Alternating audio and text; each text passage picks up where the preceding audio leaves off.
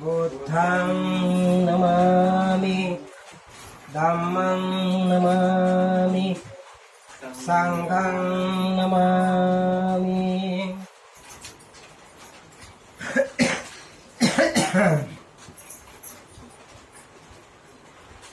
नमो तस्स भगवतो अरहतो सम्मा सम्बुद्धस्स।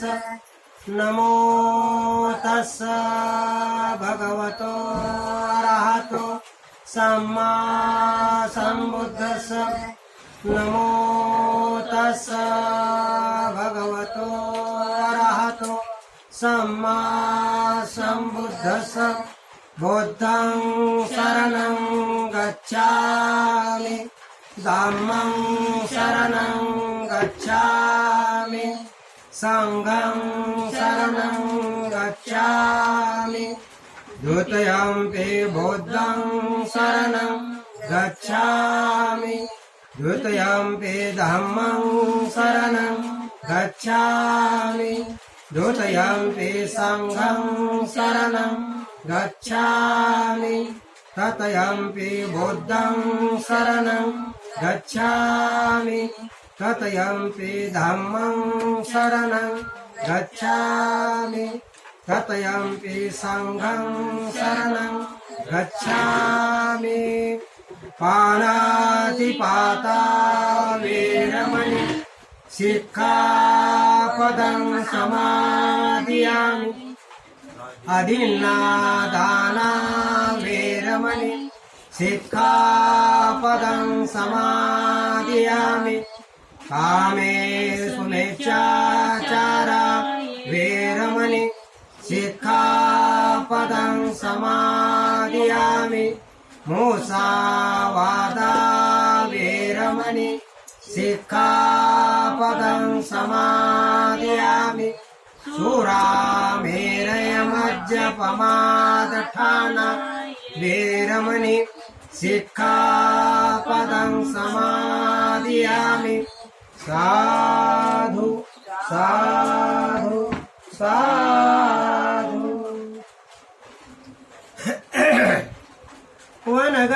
वनगन्धगुणोपेतं एतं कुसुमसन्तति पूजयामि मुनिन्दस्य श्रीपादसरोरहे। पूजेमि बुद्धं कुसुमेन नेन पुण्येन मेतेन लभामि मोक्षम्। पुष्पं विलायति यथा इदं मे कायो तथा याति विनाशभाव।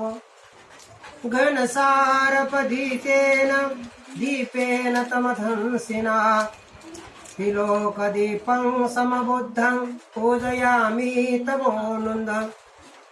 सुगन्धिकाय वदन अनन्तगुणगन्धिना सुगन्धिनहं गन्धेन पूजयामि तथागतम्। बौद्धधम्मा च संघ च सुगततनुभवा धातुवधातुगब्दे लङ्काय जम्बूद्वीपे तिरसपुरवरे नागलोके च थुपे। सभ्ये बुद्ध सबिम्बे सकल दश दिशे केसलोमादिधातु वन्दे। सभ्येऽपि बुद्धं दश बलतनुजं बोधि चैतीय नमामि। वन्दामि चैत्यं सब्बठाने स्वपतिठित शारीरिक धातु महाबोधि बुद्धरूपं सकलं सदा। भीम स्मरण भीमस्तुति। सकल विज्जं विदुरज्ञानं देवरूपं सुजीव निर्मलचक्षो गम्भीरघोष गौरवर्णं सुखाय। अभयचित्त निभयकामं सुहृतधम्मं सुपेन विरतराज्यं सुजनने सुजननेतं भीमरावं सरामि। दिव्यप्रभरत्नतो साधुवरदानतो आद्य कुलभूषतो भीमराजा सकल विद्यापती ज्ञान सत्संगती शास्त्र शासनमती बुद्धी तेजा पंकजा नरवरा रथ स्वजन उद्धरा भगवंता मुचाखरा भक्त काजा सवदार संघरी शास्त्र दरिता करी कापला आरी उरी रौद्र रूपा मुक्तिपथ कोणता जीर्ण समृद्धी जाळीता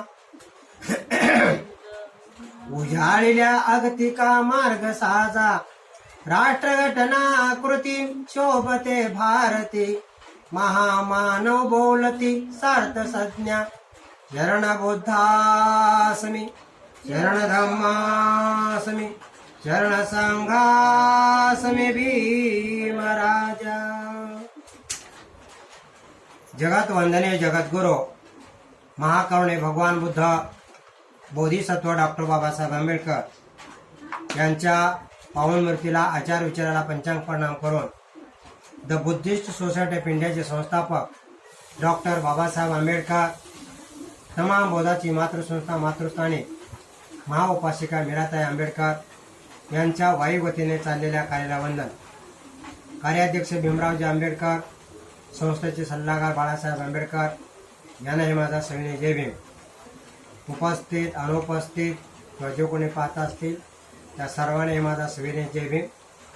आज या ठिकाणी आपण भगवान बुद्धाने त्यांचा धम्म डॉक्टर बाबासाहेब आंबेडकर लिखित या ग्रंथाचे पठण आपण नियमितप्रमाणे करत आहोत. त्यामध्ये एक एक तासाचा भाग हा रोजचा आहे. तेव्हा कृपया आपण ग्रंथ वाचन यूट्यूबवरती सबस्क्राईब करून रोजच्या रोज हा भाग पाहत राहावा. कृपया हा ग्रंथ समजा डॉक्टर बाबासाहेब आंबेडकरांनी लिहिलेला हा असा अनमोल असा ग्रंथ आहे, तेव्हा हे पाहायला विसरू नका. तेव्हा आपला आजचा जो भाग आहे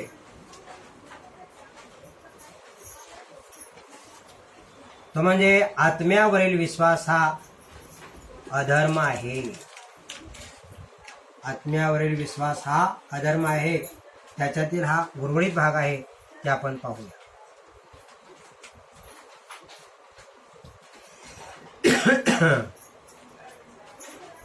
देवाच्या अस्तित्वावरील विश्वास हा समाधीला जितका बाधक आहे तितकाच आत्म्याच्या अस्तित्वावरील विश्वास बाधक आहे.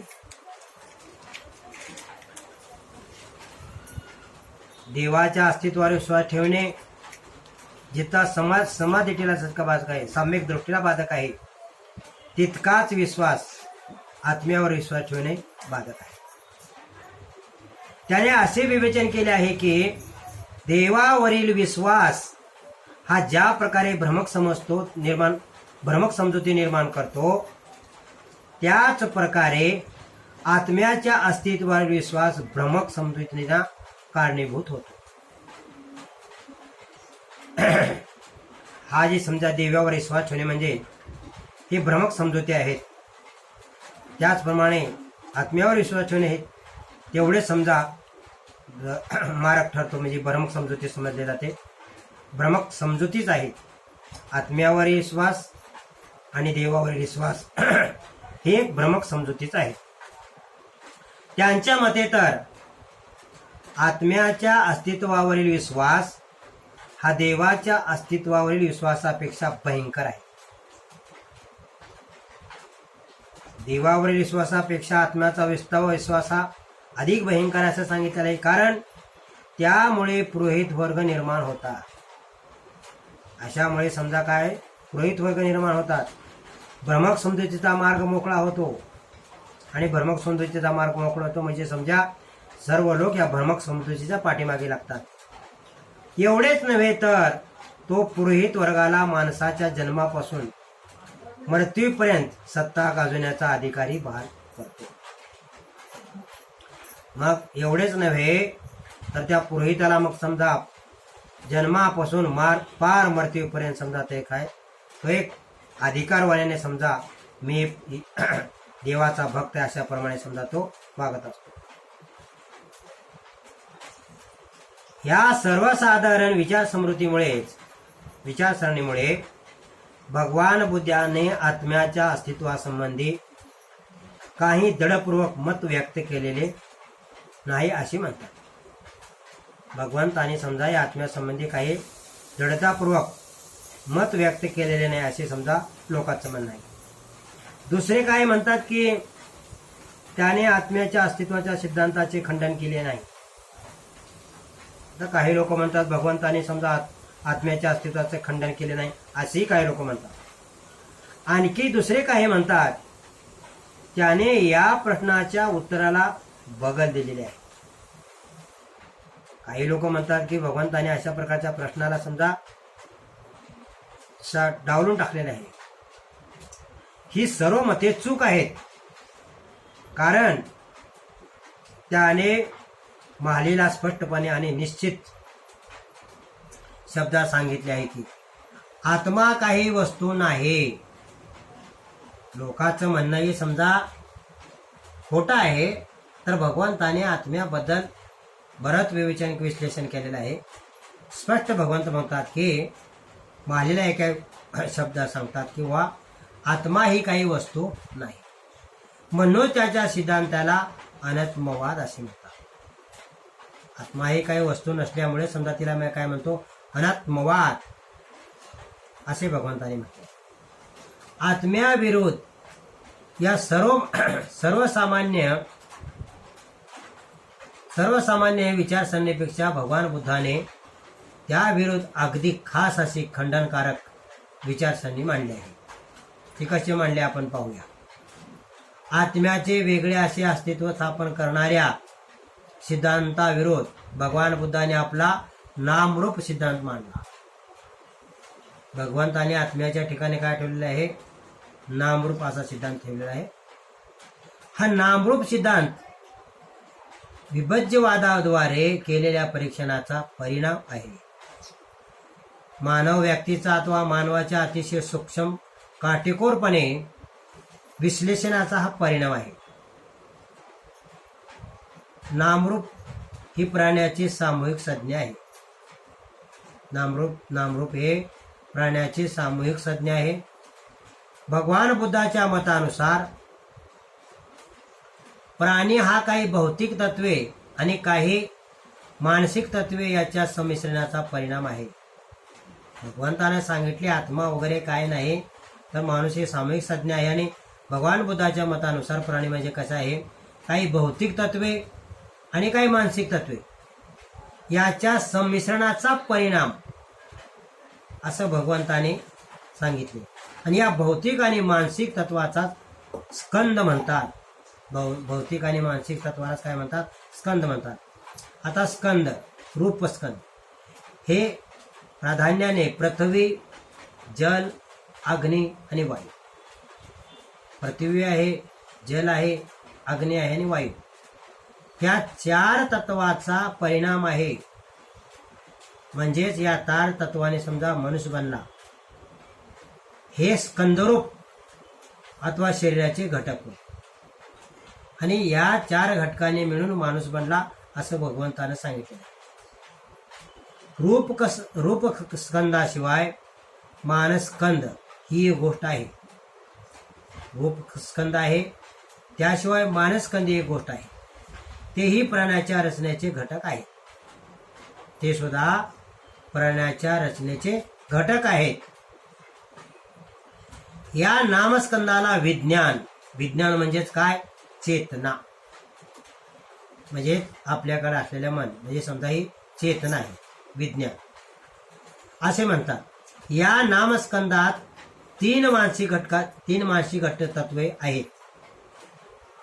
मानसिक घटक तत्वे आहेत वेदना, म्हणजे समजा सहा इंद्रियाचा त्याच्या विषयाशी संपर्क झाल्यामुळे होणारी अनुभूती। इथे मानसिक समजा घटक तत्वे आहेत, म्हणजे सहा इंद्रियाने त्याच्या विषयाशी झालेल्या संपर्कामुळे होणारी अनुभूती। म्हणजेच काय आहे? संज्ञा म्हणजे संज्ञा, संस्कार म्हणजे संस्कार, विज्ञान म्हणजेच चेतना, म्हणजेच सजीव प्राणी। या चार घटकामुळे पृथ्वी, जल, अग्नी आणि वायू या 4 घटकाने मिळून माणूस बनला. आणि विज्ञान, मग त्याच्यात काय झालं? विज्ञान. विज्ञान म्हणजे समजा काय आहे? चेतना. म्हणजे समजा सजीव प्राणी, चेतना. त्याच्यात समजा चेतना असेल तर तो सजीव आहे. चेतना विना समजा मनुष्य सजीव राहू शकत नाही. म्हणजेच आत्म्याच्या ठिकाणी भगवंतांनी मन ठेवले. आणि चेतन म्हणजे समजा विज्ञान या 3 नामस्कंदात समाविष्ट केले जाते. आधुनिक मानवशास्त्रज्ञ कदाचित असे म्हणाले की विज्ञान म्हणजेच काय? कॉन्शियसनेस. विज्ञान म्हणजेच कॉन्शियसनेस. हाच इतर मानसिक क्रियाचा मूळ स्रोत आहे. मानसिक स्रोत आहे. कॉन्शियसनेस म्हणजे समजा कॉन्शियसनेस हाच मानसिक क्रियाचा मूळ स्रोत आहे. विज्ञान कोणत्याही प्राण्याचा केंद्रबिंदू आहे. म्हणजे समजा चेतना. विज्ञान हे कोणत्याही प्राण्याचा केंद्रबिंदू आहे. हे भगवंताने समजा हे शास्त्रज्ञ. पृथ्वी, जल, तेज आणि वायू या 4 तत्वाच्या संमिश्रणाने विज्ञान उत्पन्न होते.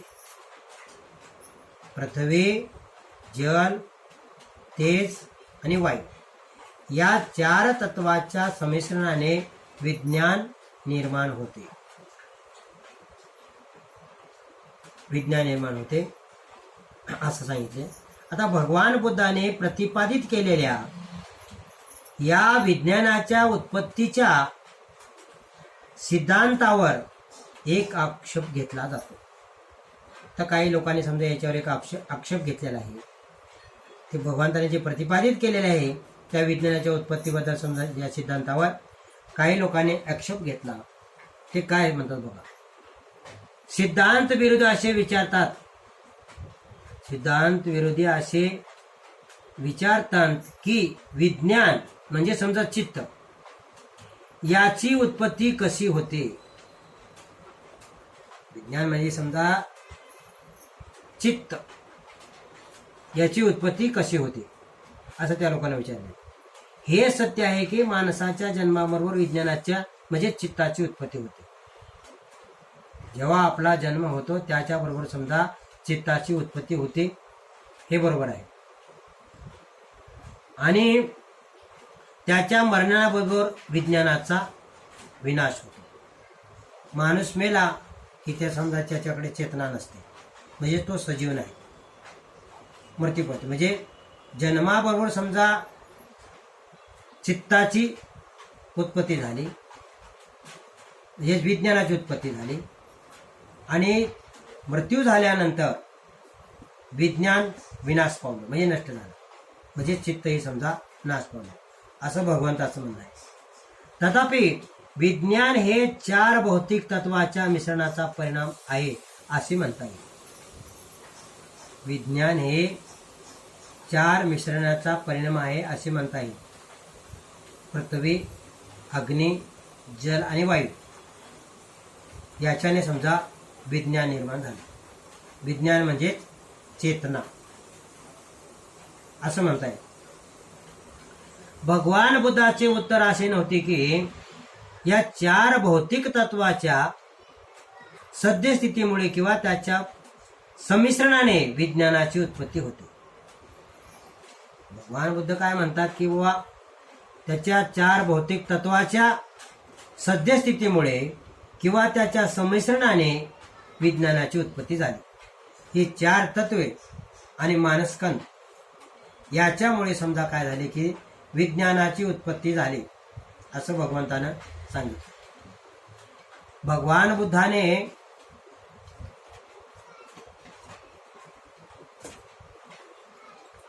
म्हटले आहे की जेथे शरीरवाता रूप काया आहे तेथे त्याच्यावर नाम कायाही म्हणजेच विज्ञान राहत असते. जेथे समजा शरीर अथवा म्हणजे शरीर म्हणजे हे रूप आहे काय आहे तेथे त्याच्यास नाम काया म्हणजे विज्ञान राहते. ज्या ठिकाणी शरीर आहे त्याच्याबरोबर समजा विज्ञान असणं आहे तरच समजा शरीर सजीव आहे. जर विज्ञान नसेल म्हणजे चेतना नसेल तर ती शरीर समजा जिवंत राहू शकत नाही. आधुनिक विज्ञानातील एक उदाहरण देता येईल. जेथे जेथे विद्युत क्षेत्र म्हणजे इलेक्ट्रिक फील्ड, जेथे जेथे विद्युत क्षेत्र म्हणजेच काय इलेक्ट्रिक फील्ड असते तेथे तेथे त्याच्यासह आकर्षण क्षेत्र, म्हणजेच आकर्षण क्षेत्र म्हणजे काय मॅग्नेटिक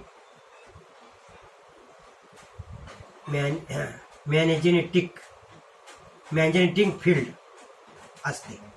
आता मॅग्नेटिक फील्ड हे आकर्षण क्षेत्र कसे निर्माण होते किंवा कोणत्या प्रकाराने अस्तित्वात येते हे कोणालाही ज्ञात नाही, परंतु ते नेहमीच विद्युत क्षेत्राबरोबर आहे. काय विद्युत क्षेत्राबरोबर आहे तर ते आकर्षण क्षेत्र म्हणजेच काय ते मॅग्नेटिक फील्ड क्षेत्र विद्युत क्षेत्राबरोबर असते. शरीर आणि विज्ञान कॉन्सनेस, शरीर आणि विज्ञान म्हणजे कॉन्सनेस याच्यामधील अशाच प्रकारचा संबंध आहे जसे का म्हणू नये.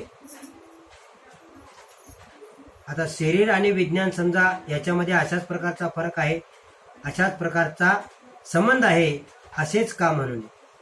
जसं समजा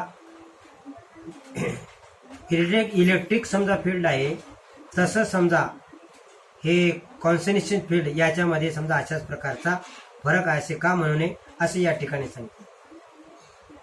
आता आकर्षण क्षेत्रे विद्युत क्षेत्राच्या संदर्भात प्रेरक क्षेत्र, आकर्षण क्षेत्र हे विद्युत क्षेत्रात प्रेरक क्षेत्र आहे. म्हणजे समजा विद्युत आता काय इंडिशिल्ड फील्ड आहे, इंडिशिल्ड फील्ड असे समजले जाते. विज्ञान हे रूप कायाच्या संदर्भात प्रेरक क्षेत्र का म्हणू नये. विज्ञान हेही रूप कायाच्या संदर्भात प्रेरक क्षेत्र का म्हणू नये. भगवान बुद्धाची आत्म्याच्या विरुद्ध तर्क सरणी येथे समाप्त होत नाही. तर भगवंताने एवढं म्हणून थांबलेले नाहीत, तर भगवान पुढे असे म्हणत आहेत की याशिवाय त्याला आणखीन काही महत्वपूर्ण सांगायचे होते. तेव्हा विज्ञानाचा म्हणजे उदय होतो, म्हणजे समजा चित्ताचा उदय होतो, चेतनेचा उदय होतो, तेव्हा मनुष्य जीवित प्राणी बनतो. वरती तुम्हाला मी समजावून सांगितलं की समजा चित्त असेल, चेतना असेल म्हणजे विज्ञान